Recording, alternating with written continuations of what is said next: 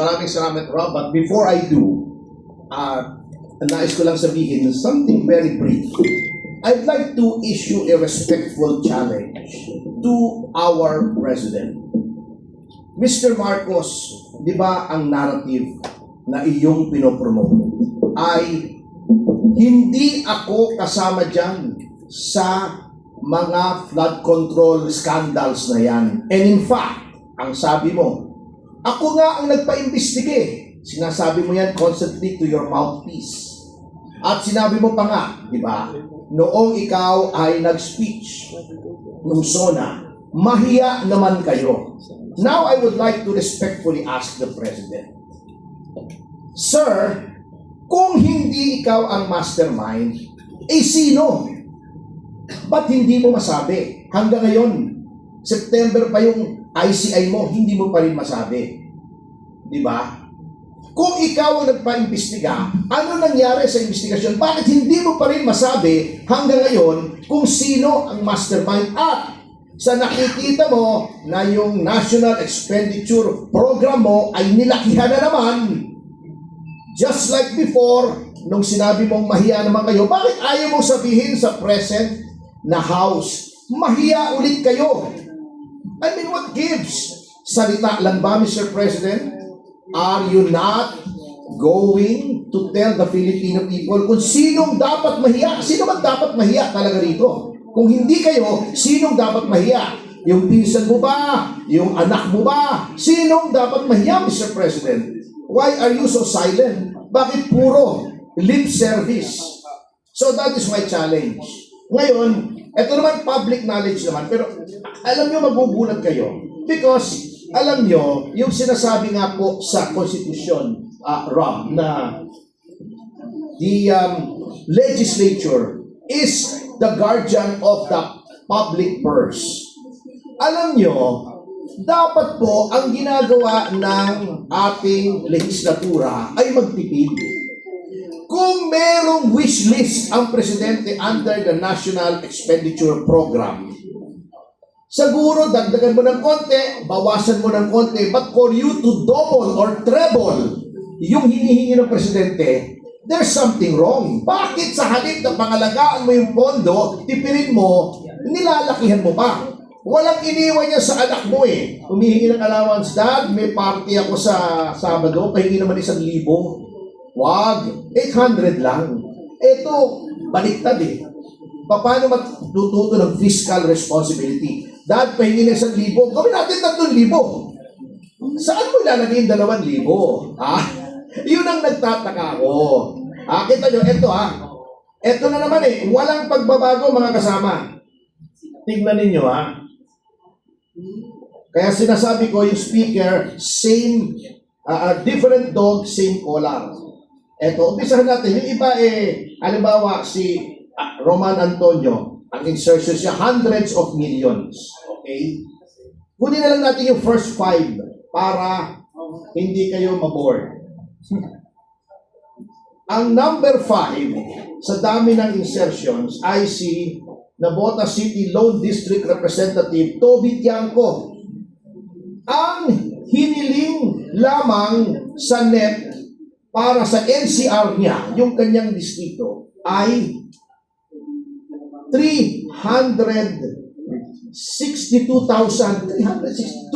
million. Ang in-insert niya ay 754,000. Doble. 754 million. 754 million. For a total of 1.116 billion pesos. Mas malaki pa yung insertion kesa sa nakalagay sa NEP. Pagdating naman sa Eastern Samar, Christopher Gonzales, 2.7 ang million. 2.7 billion ang hiningi sa NEP. Nag-insert siya ng almost 900 million for a total of 3.6 billion. Ito na.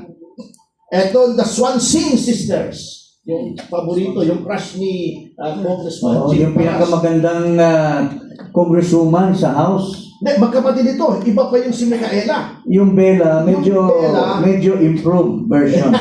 Hindi ko kilala kasi. Ah, Oo. hindi masyadong vampiric yung mukha. Kita nyo ha, 2.3 ang hiningi sa NEP, in-insert niya is 1.5 for a total of 3.8.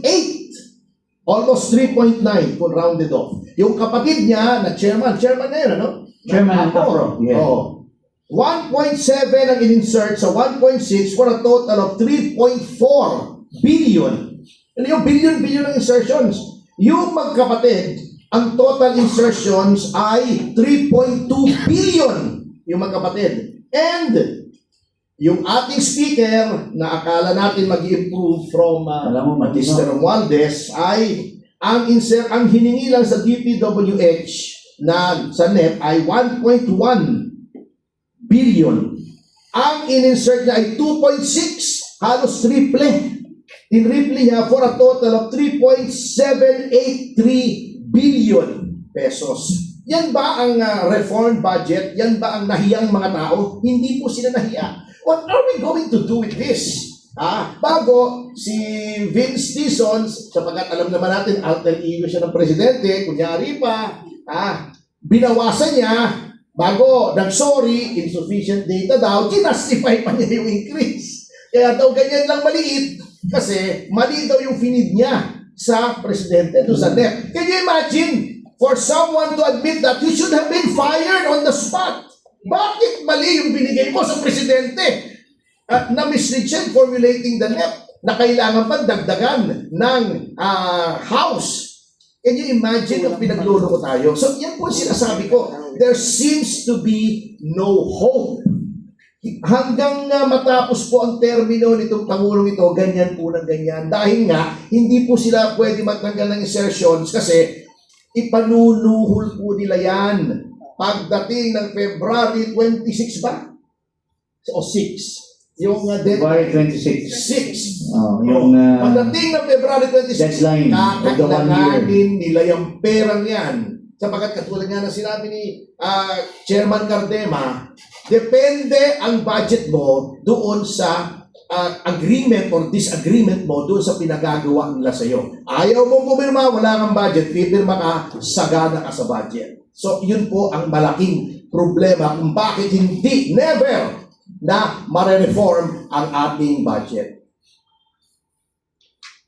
Okay, so bago po tayo makinig sa iba pang follow up na mga comments about that, no? We just want to acknowledge ngayon, kasama po natin sa Zoom si Dr. Lorraine Badoy. She's a physician, political commentator, and also the former spokesperson of NTF-ELCA. So, Dr. Lorraine, naririnig po niyo po ba kami? Sige po. Give us your opening statement. We just started and we want to hear what you have to say about, particularly, ang topic po natin ngayon is the 2026 budget. But if you want to say something else, also, you're welcome to say that. Yun naman bigat.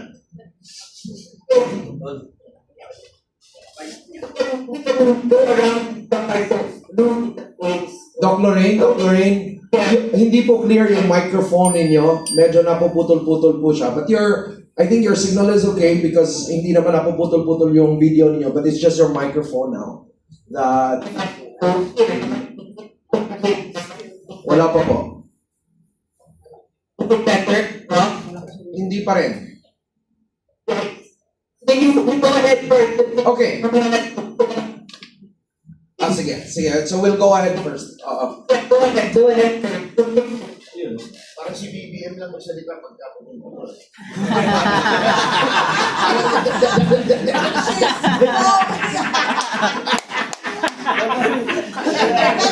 Checks with her eyes.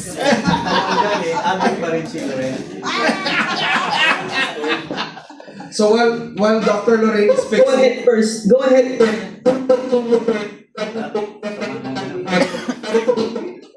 okay, sige po, Dr. Lorraine. Follow later. Yeah. Alright, sige po. So, later on, maririnig natin ulit si Dr. Lorraine, pero just a speculation from any one of you, particularly dun sa Vince, telling mali yung finig ko, what could have happened between the President and himself dun sa possible na conversation kaya na nangyari? That's why he actually, during the BICAM was enforcing na dapat ibalik yung yung amount na gusto niya? What could have happened? What kind of conversations and ano yung naging purpose doon kung bakit sabi ito okay na to, that was what they submitted, and eventually ngayon naman sasabihin mali yun, dapat ito yung tamang amount and all. Kung may speculations lang kayo.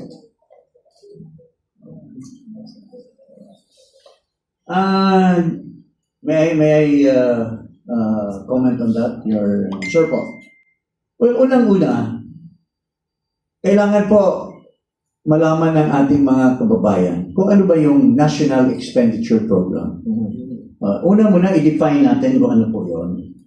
Kasi po, yung National Expenditure Program, budget ng Pangulo yan.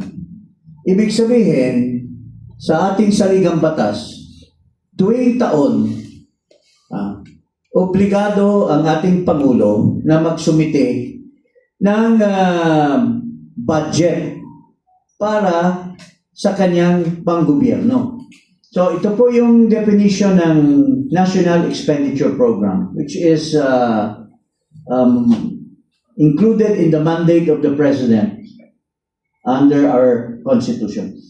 The Philippine President's proposed national budget for the upcoming fiscal year. Yun po ang National Expenditure Program.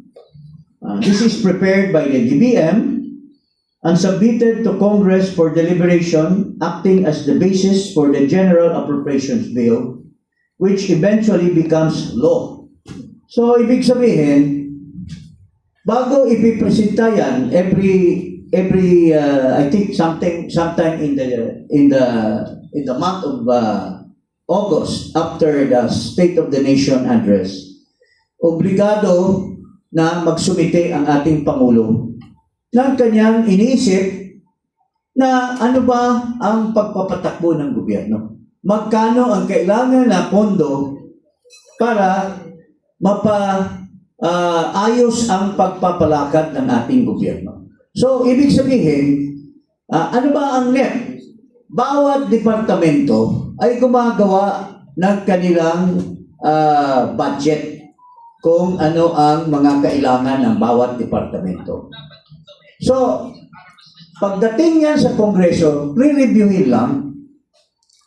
Kaya dapat ang ating Pangulo, kung matalino siya, kung maayos siya, matino siyang Pangulo, hindi pwedeng palitan yung kanyang budget. Busisiin lang ng Kongreso yan, pero pagdating uli sa tinatawag na General Appropriations Bill, yung gusto ng Pangulo na sinabit ni Senate, yan din dapat sana ang tatanggapin niya. Pero kung imamanggel na yan or iba-iba na ang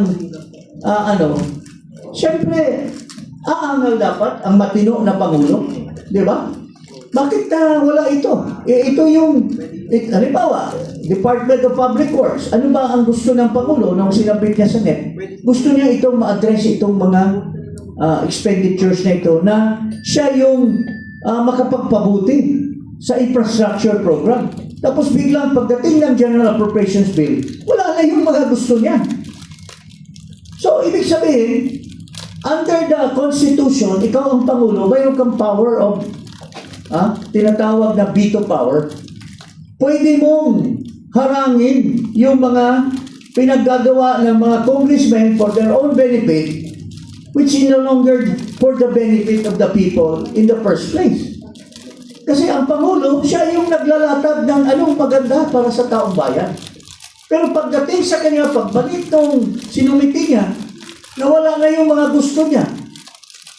At iba na.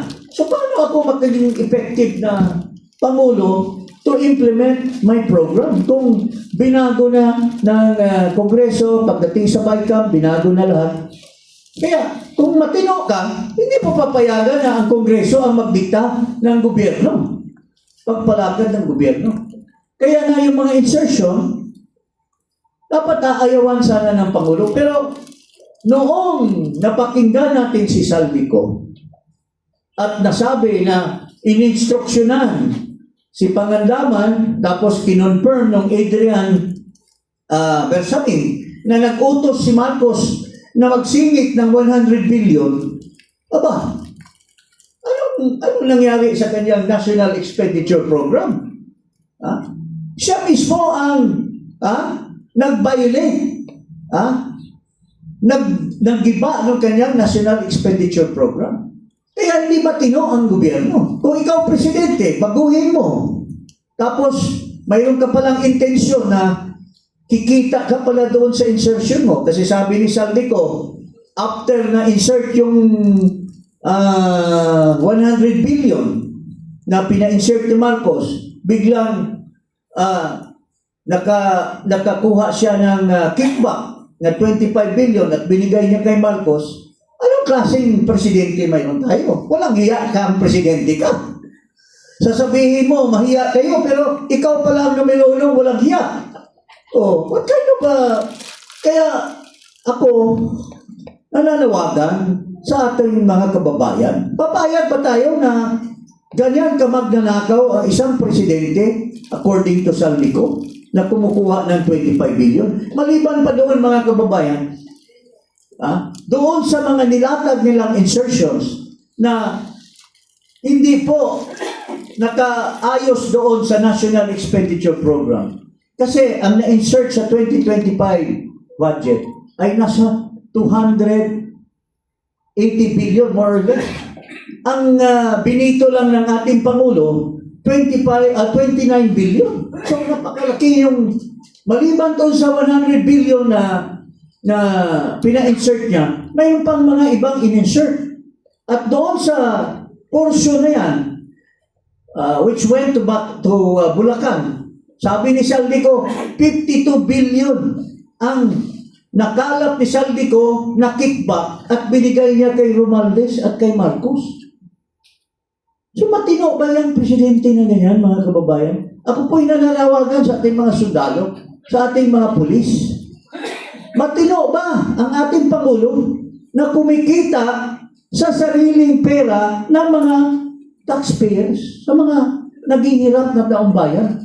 Is that the kind of president? Kaya nga po, kung matino itong ating ombudsman, kasi sinasabi niya, ito, kilala ko ito, na itong ating ombudsman, at doon sa kanyang interview, sabi niya, wala na akong ibang hangarin, kaya ako pinilit na maging ombudsman kasi gagawin ko ang tama. So, nanawagan po kami sa iyo, ombudsman, kung naimbestigahan ang ating Vice Presidente dahil pinahila nila ng plunder, there is no hindrance for you to investigate the President. He may be immune from suit, but he is not immune from investigation. You should show to the public the accountability of the President kasi may nag-akusa sa kanya. Inaakusahan siya ni Saldico na hindi lamang 25 billion at 52 billion ang kinita mo kasi sa 2025 budget lang yan. What about the 2024? What about the 2023? Magkano kinita mo, Mr. Pangulong Marcos? So, bakit hindi, alam mo, sa ating proseso ng batas, pwede kang magpadala ng isang investigador sa kung saan man si Saldico, pwede mo kuhanan ng deposition si Saldico. Kung ikaw ay talagang masigasig at gusto mong talagang you go to the bottom of the corruption in the country kasi wala nang control over you si Marcos na-appoint ka na. Pareha lang yan sa Supreme Court Once you are appointed, you are no longer within the reach of the appointing authority. You can do your thing for the good of the people. So, yan, pwede mo imbestigan. Pangalawa, sinasabi ni Ping Lacson, hindi daw si Presidente ang nagpa-insert, kundi ginamit lang ang pangalan niya ni Pangandaman. Ginamit niya ang pangalan niya ni Adrian Bersamin. Bakit hindi mo imbestigahan itong dalawa? To go to the bottom, who is telling the truth? Is Marcos telling the truth? Or is it Adrian? Or is it Amina Pangandaman? Lalo na yung Jojo Cadiz na tumanggap ng 1 billion according to Saldico para kay McCoy. Why don't for the sake of the country, para to go to the bottom, yung pinakamataas na official. Kasi sinampahan na nila kamo si Martin Romualdez. Pero hindi pa rin satisfied ang taong bayan. Sabi nila, baka si Martin Romualdez, instrument lang yan ng mastermind. O para talagang masabi na may katotohanan yung sinabi ni Marcos na mahiya kayo, dapat clean na clean siya. Pero how can he prove that he is clean when he is not being investigated? Yung ICI na ginamit niya to investigate hanggang dito lang. Pero it's beyond reach sa kanya. Kaya sabi ng mga tao, useless yung ICI kasi halimbawa si Sandro Marcos, inimbestigahan. Sabi niya nung una, I am willing to dispense the ICI to have, brought in public yung testimony ko. Pero sabi, wag na. Halimbawa, doon sa testimony ni Sandro Marcos, it was found out na totoo yung mga insertions niya at he made money out of it. Tapos, the ICI is about to file. Sasabihin ni Marcos, ay huwag niyong isali yan, anak ko yan. Saan ang katuturan ng ICI na yan? Kasi ang may control sa report at sa endorsement sa ombudsman is still the president. Siya gumawa ng ICI na yan. So, anong saysay ng ICI? Kaya nga, sinabi sa akin ni Babe Singson, akong unang nakakalap nung sinabi ni Babe Singson that he was resigning kasi ginagamit lang siya. Yung kanyang kredibilidad, ginagamit lang ng ICI. At muro-muro lang ang ginagawa ng ICI. So, yun po mga kababayan. Ilagay niyo sa pag-iisip niyo. Kayo, kung nakikinig kayo sa sinasabi ko, I am calling the Ombudsman to investigate Marcos Jr., itong Pangulo ng ating bansa. Dahil may aligasyon na siya ang pinaka-corrupt. At yan ay upon the personal knowledge of Saldico. Bakit tayo maniwala kay Saldico? Kasi pareho lang yan sa mga 5 magnanakaw. Hinold up nila yung bangko. Kasama sila lahat. Noong nag-run away sila, may nahuli na isa. At ito ay ininterrogate ngayon ng policeman. At sabi niya, ang mastermind po namin, yun si, Makoy Madriaga. Ang isang kasama namin, si Martin de Lima. Ang isang kasama namin ay si Ping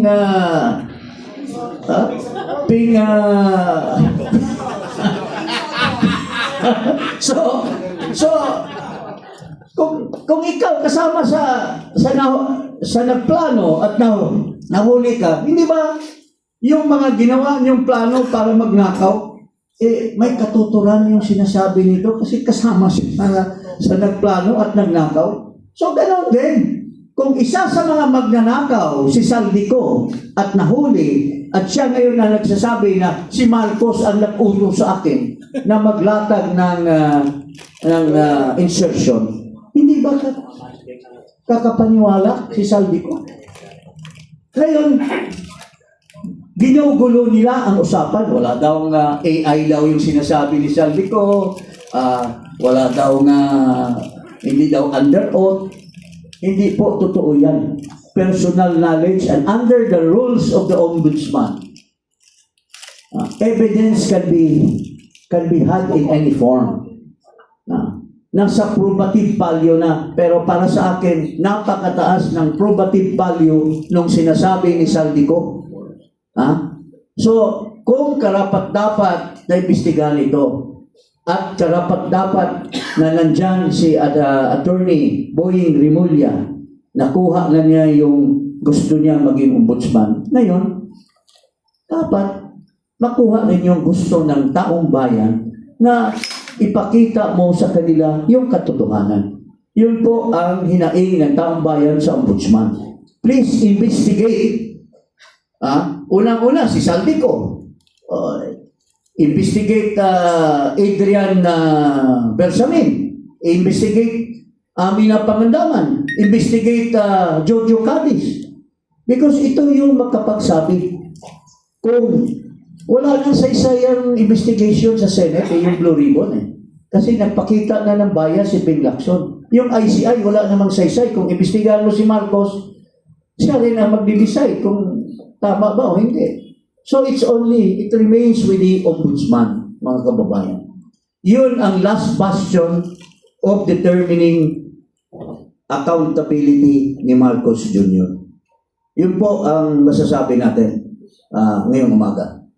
Okay, kukonek ko lang Thank you po, Representative Jing Paras. Iko-connect ko lang kasi kanina, very clear right now na parang nagiging avenue yung insertions basically for their agenda, whatever that is. Alright? And then, later on, sinabi din ni dating Commissioner Cardena, Duterte Youth Representative, na ang nangyayari is that political alignment actually determines yung mga insertions and also whether matatanggalan ka during the BICAM. Right? So, considering kanina, nung nakita natin yung top 5, and also at the same time, sa sinabi mo na political alignment actually influences the outcome of the BICAM or the budget in general. So, what do you think? Gaano ka-dangerous itong practice na to? That's question number 1. And the second question, sa 2026 budget, ano kaya ang niluluto if may influence yung political alignment dun sa magiging outcome ng budget? Siguro po sir, regarding dito sa BICAM, napanood ko yung statement ni Senator Loren Legarda yesterday kasi nakatayo siya at nagagalit siya. Sabi ni Senator Loren Legarda, bakit pinepuwersa nyo kaming mga senador aprubahan yung mga ini-insert ngayong BICAM na ito? When in fact, ang budget ng Pilipinas, National Expenditure Program, ay pinag-aaralan buong taon. Kada opisina ng gobyerno nagsasubmit ng kanilang requested budget sa first quarter. Sa second quarter, titingnan ng DBM kung ginastos nyo ba ng ayos yung budget nyo last year, kung worthy ba kayo dagdagan ng budget. At pagpunta sa Kongreso ng August, ng third quarter, fourth quarter, bubusisiin naman kung may mga anomalya yung mga ahensya ng gobyerno para masabi ng mga taga-legislature na hindi dapat kayo dagdagan ng budget. Napaka-masusing paraan yung budget system, isang taon. Kaya sinasabi ni Senator Loren Legarda kahapon, bakit pinipuwersa nyo kaming magsingit ng budget dito sa BICAM ngayong 2 linggong ito? When in fact, ang BICAM, kaya ka lang nagkakaroon ng Bicameral Conference Committee para yung pinasang budget bill ng House at budget bill ng Senado, titingnan mo lang kung ano yung magkakaiba ng konti doon. Hindi mo pwedeng, kunyari, nag-rekomenda ng 2 piso si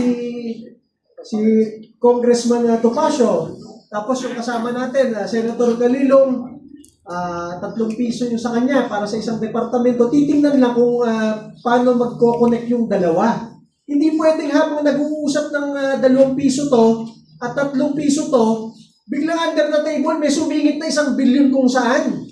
Yun ang purpose ng BICAM para lang i-check yung provisions ng 2 bill, ng Senate bill at House bill, kung ano yung mga hindi magkakatugma doon. Kaya lang ang nangyayari nga, habang nagdidiskusyon, ang daming nasisingit. Hindi lang madami. Bilyon, daang bilyon.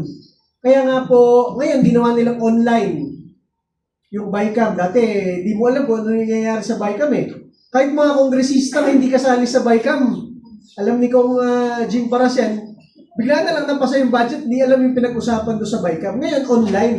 Kaya nakikita nyo, nag-aaway ng konti yung mga senador at kongresista. Nakita nyo Senator Loren Legarda, tumayo doon kahapon. Kaya lang, kailangan nyo pa rin bantayan Dahil baka magkaroon ng horse trading dyan. Baka alokin yung mga senador na, boss, tama na. Pero ngayon tig 1 bilyon dito. Tapos ang laban, di ba? So kailangan bantayan ng mabuti yan. Ano po sir yung second question? Ano niluluto? If they are influencing the budget based on political alignment, in 2026, ano kaya ang niluluto? Nagkakalutuan talaga yan. Posibleng hindi. Kasi nga, ang sinasabi ko nga sa inyo, ang Duterte Youth Party List. Hindi kami kasali sa kahit anong bigayan dyan sa Kongreso. Dati maraming patawag sa Kongreso patungkol dun sa bagong Pilipinas Servisyo Fair buong 2024. Sabi ni Mayor Magalong, pag sumama ka sa rally, meron kang 777, 21 million.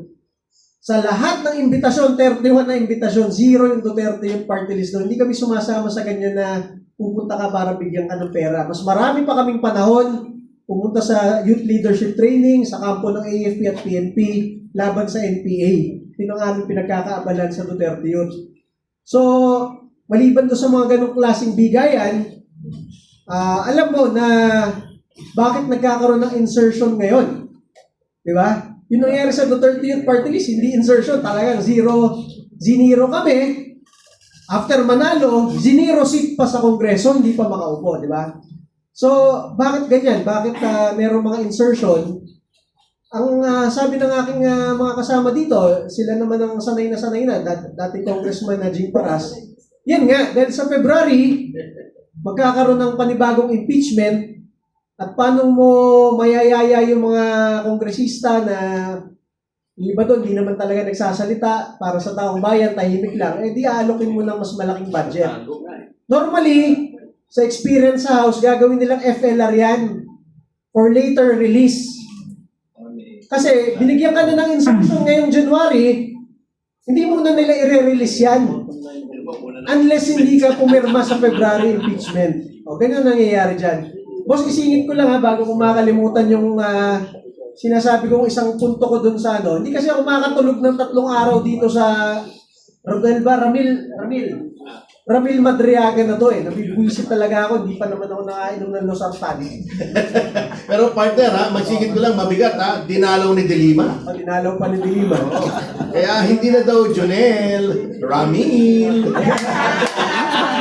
Ito, banggitin ko lang po ng mabilis sa inyo Kami sa Duterte Youth Party List, more than 10 years na namin kasama si Mayor Sara Duterte, Mayor Rodrigo Duterte, Vice President Sara Duterte, Pangulong Rodrigo Duterte. Pag kami napunta sa Davao o sa Malacanang o sa mga opisina nila, normally, kami, hindi agad namin kilala yung mga abogado doon, mga politiko, pero kilala kami, Yusek Cardema, Congresswoman Cardema, binabati kami. Pero, pag patungkol sa Armed Forces of the Philippines at Philippine National Police, mga PSG, VP PSG, mga nakadetail sa Malacanang sa Davao, kilala namin karamihan yan. Kasi pag napunta kami doon, sasaludo pa yan. Sir, kamusta po? Idol po namin kayo, laban lang po sa NPA. Kasi nga, kami lumalaban sa Kongreso, laban sa NPA. Kaya karamihan ng mga security detail ng Pangulo sa PSG at ni Vice President Sara Duterte sa VP PSG, kahit yung mayor pa siya sa Davao City, kilala namin karamihan yan. Yung Duterte Youth Party List, yung 3 congressman na dapat nakaupo ngayon, isa nag-aaral sa PNPA, isa nag-aaral sa PMA, yung isa taga-UP, parte ng AFP Reserve. Talagang pro-military government troops kami. Hindi namin kilala yung Rodel Madriaga na yan, nabigla na lang, Ramil Madriaga na yan, nabigla na lang lumabas. Tinawagan agad namin yung mga members ng Duterte family. Sabi, parang hindi rin namin kilala yan Kahit yung mga security, mga dating PSG commander, Yusek, hindi namin kilala yan. Dininay sir So, pinasa namin yung statement niya, yung affidavit. Diba? I am Ramil Madriaga. I took up the College of Law from 91 to 95 at San Sebastian. Doon pa lang, I took up the College of Law. Sabi ko, ano to? I graduated but did not pass the bar. I work in NSC, National Security Council, and ISAF from 2001 to 2015. Doon pa lang ma-realize nyo kung taga-military kayo o familiar kayo sa military police. Paano nangyari na nagtatrabaho ka sa National Security Council, tapos nagtatrabaho ka pa sa Intelligence Service Armed Forces of the Philippines. Eh, hindi ka nga parte ng AFP eh. Wala siyang ranggo sa Armed Forces kahit private o corporal. Wala siyang ranggo sa PNP kahit patrolman. Hindi siya parte ng mga tropa ng gobyerno, pero sinasabi niya nagtatrabaho siya sa Armed Forces of the Philippines at sa NSC. Pangalawa, I worked in the NSC NBI from 2018 to 2020. Paano nangyari nagtatrabaho ka sa National Security Council, tapos nagtatrabaho ka rin sa NBI under ng DOJ doon sa 2 taon na yon? Anybody na familiar sa government service, alam nyo na agad sinungaling eh. Pangatlo, from 2018 to 2021, I work in the NSC, National Security Council, PSG, Presidential Security Group, and GHQ, General Headquarters. Ano yun? Eh yun rin yung same date nung nagtatrabaho ko sa NBI. So nagtatrabaho siya sa 4 na ahensya ng gobyerno, imposible yun. When you work in the PSG, separate unit ka na ng armed forces. Kasi pag nagkaroon ng kaguluhan sa bansa, nakadepensa lang kayo sa Pangulo. So yung sinasabi niya, nagtatrabaho siya sa PSG, sa GHQ, sa Camp Aguinaldo, sa NSC, sa Biluna, at sa NBI, sa Maynila, sabay-sabay.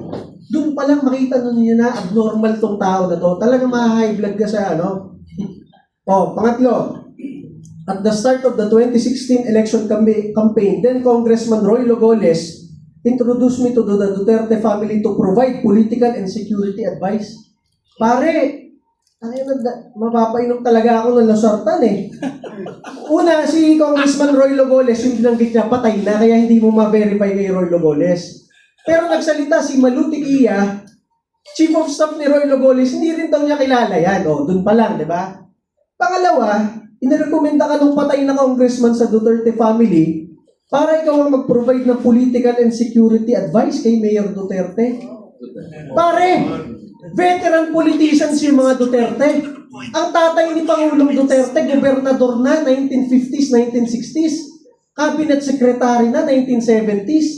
Ang anak, mayor, long-term, naging congressman, naging presidente ba?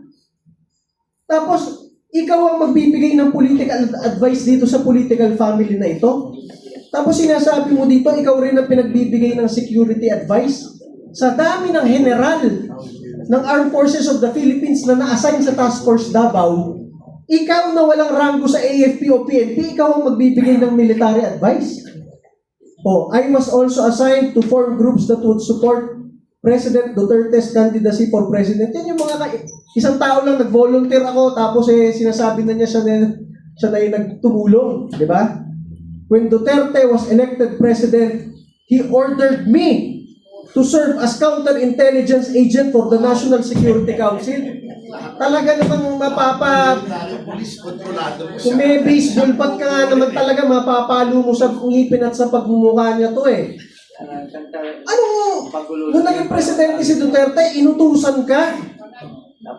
Masabi ko sa inyo, ang presidente ng Pilipinas, napakaraming sekretary, napakaraming undersecretary, napakaraming assistant secretary, at napakaraming general sa Armed Forces at sa PNP. Maliban pa sa napakaraming opisyal galing PMA at PNPA, ikaw na walang ranggo sa AFP at PNP, ikaw ang inutusan for counterintelligence. Putang ina. Pangatlo, basahin ko lang kasi baka makalimutan ko. During that time also, I was instructed to provide intelligence information for President Duterte's Oplang Double Barrel. Nandiyan si Chief PNP ba to? Graduate ng Philippine Military Academy at napakadaming graduate ng Philippine National Police Academy, FBI Academy sa US. Ikaw ang inutusan ng presidente mag-lead sa intelligence information? Utang ina talaga, mapapamura ka talaga. Pangatlo, sometime in 2018, I was formally assigned by President Duterte to work for the Presidential Security Group. Masabi ko sa inyo, kahit pulis at sundalo ka, kahit graduate ka ng Philippine Military Academy at Philippine National Police Academy o Officer Candidate School, Hindi ka agad makakapasok ng PSG kung hindi ka mag-VIP training sa PSG mismo. Wala dyan yung mag-outsource sila na, ayun, pwede yung nagtitinda, mukha kasi nagtitinda ng ano to sa kanto eh. Ito, pwede na tong PSG. Paano mangyayari yun? Di ba? O, pang-apat, in 2018, I was introduced by President Duterte to his daughter, Davao City Mayor Sara Duterte, and likewise tasked by the President to provide intelligence gathering involving politics, law, to Mayor Sara Duterte. abogado yun siya Pare, abogado si Rodrigo Duterte, abogado si Sara Duterte, napakaraming abogadong nakapaligid sa kanila. Ikaw ang inutusan mag-provide ng legal advice kay Sara Duterte. Alam mo talaga sinungaling eh. And also, intelligence regarding politics. Ikaw na hindi pa nananalo kahit barangay chairman, ikaw ang magpo-provide ng political advice sa mga veteran politicians, mga Duterte. Ito, bilisan ko na lang po ha. We were able to register ISIP Pilipinas at the SEC with me as national convener. Madali lang yan. Kahit pumunta kahit sino sa atin sa SEC, mag-register na ako ang head ng walang ISIP Pilipinas. Oh, ayun, ikaw ang chairman nun. non-stop, non-profit. Ito pa, masabi ko sa inyo, talagang mapapadagdag ka ng dosage ng losartan. When Mayor Sara Duterte won as Vice President, I was tasked to form the Vice Presidential Security and Protection Group. Walang nga. Sa dami-dami ng general ng Armed Forces at PNP at mga opisyal na nakapaligid sa kanila galing PMA at PNPA, ikaw na walang ranggo, ikaw ang pinag-form ng Vice Presidential Security Group. Pare, kahit colonel ako, kahit general tong mga katabi ko, hindi kami makakapag-form ng isang unit ng Armed Forces kung hindi kami inutusan ng DND. And that is the truth. Si Secretary Lorenzana noon at si AFP Chief of Staff Centino ang nag-form ng Vice Presidential Security Group para pag alis nila, merong separate unit na magpoprotekta sa Vice President. Hindi ikaw, Mr. Madriaga, ang nag-form ng VP Security Group. Ito po, last na. Colonel Nolasco, who was the head of the Presidential Security Group Training School, was my student. Yung head ng PSG school. Estudyante mo, saan mo estudyante? Siya na nga ang head ng school. I was introduced, I recommended Colonel Raymond Lachica to head the VP PSG. Kahit nga general ka, magrekomenda ka, hindi ka basta papansinin agad ng PSG eh. Sino ka para mag-recommend? O ito, tapusin ko na dahil ang daming kalokohan dito. O, around December 2022 at around 1:30 p.m.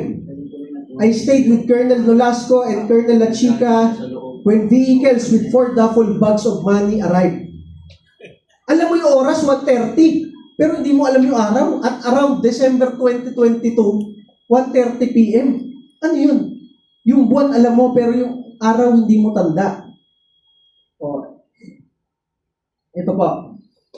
During my meeting with Attorney Man Scarpio, I was tasked to pick up money and everything. Masabi ko sa inyo, for the longest time since Vice Mayor si Sara Duterte, Mayor at Vice President, hindi nagsasama ng staff member si Attorney Man Scarpio at si VP Sara para walang conflict of interest. Private sector lang si Attorney Mans and si VP Sara kahit Vice Mayor pa lang, iba yung staff niya. Kaya kung sinasabi mo, pinagkakatiwalaan ka ng Pangulong Duterte, tapos staff ka ni Sara Duterte, inuutusan ka ng asawa, definitely alam sa Davao at sa Malacanang na hindi totoo yun. Lastly, ito na lang ang sabihin ko sa inyo. Dahil nauuso bigla ngayong panahon na ito yung pag-deliver ng 1 billion. Dati wala kang maririnig. Ngayon bigla na lang si Mr. Madriaga nagdeklara, I delivered 1 billion pesos and the delivery was verified through call to me by President Duterte himself. Sa tagal po namin sa Malacanang bilang Undersecretary, Assistant Secretary, pamilya namin naging kongresista, at sa dami ng pagre-report namin sa Davao at sa Malacanang, si Pangulong Duterte po, inuutos lamang niya kina Secretary Bongo at sa PMS pag merong tatawagan na cabinet secretary, kongresista, at mga opisyal ng armed forces, Bong, patawagan si sabihan ganon. Hindi naghahawak ng cellphone yan dahil matanda na si Pangulong Duterte, nakakatamad mag-type. Inuutos lang yan. Para sabihin mo, nag-deliver ka ng 1 bilyon, tapos tinawagan ka ni Pangulong Duterte kung okay na yung delivery, putang ina mo.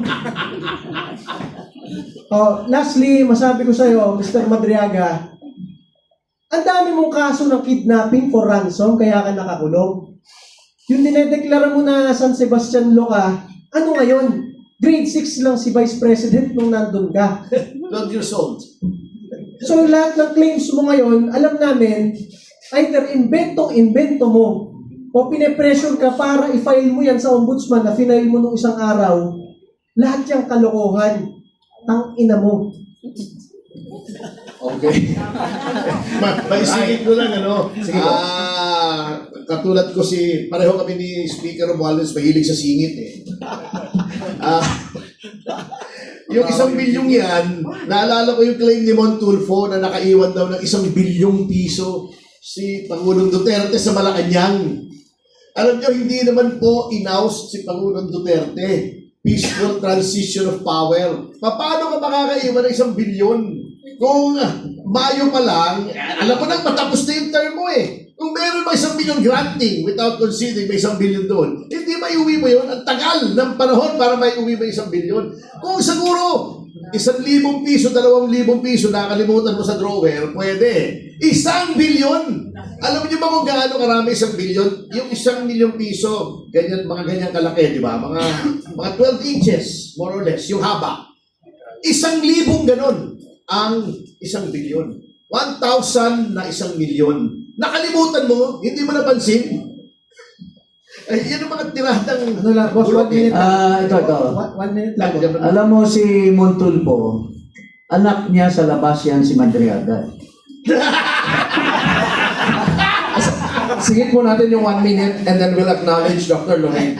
Yes po, 1 minute lang po. Alam niyo ba't ako nagagalit?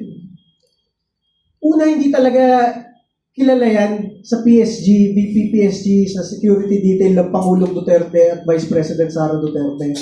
Ang dami nagte-text sa amin sa Duterte Youth Party List. Sir, sabihin nyo nga, hindi namin kakilala yan. Puro opisyal. Galing PMA at PNP. Sir, hindi namin nakilala yan o kahit kailan. Yung kaisa-isang picture niyan, nakatabi na solo si Vice President, yan yung inauguration ni Ma'am, na 1,000 taga Davao audience ang nagpa-picture sa kanya isa-isa. Yun lang yun. And pangalawa, talagang ang Duterte Youth Party List, nakakuha ng pinakamalaking boto ng ating mga pulis at sundalo, gusto lang ipaabot ng ating mga pulis at sundalo na hindi man lang namin naging kasama yan kahit private sa armed forces, kahit patrolman sa PNP, huwag niyang sabihin na kung ano-anong claims niya sa buhay dahil kalokohan, alam ng lahat ng security agencies ng ating bansa, Mr. Madriaga. Pero alam mo ba kung anong dinala ni Laila de Lima nung dumalaw kay Madriaga? Saging na saba. Alam naman po natin,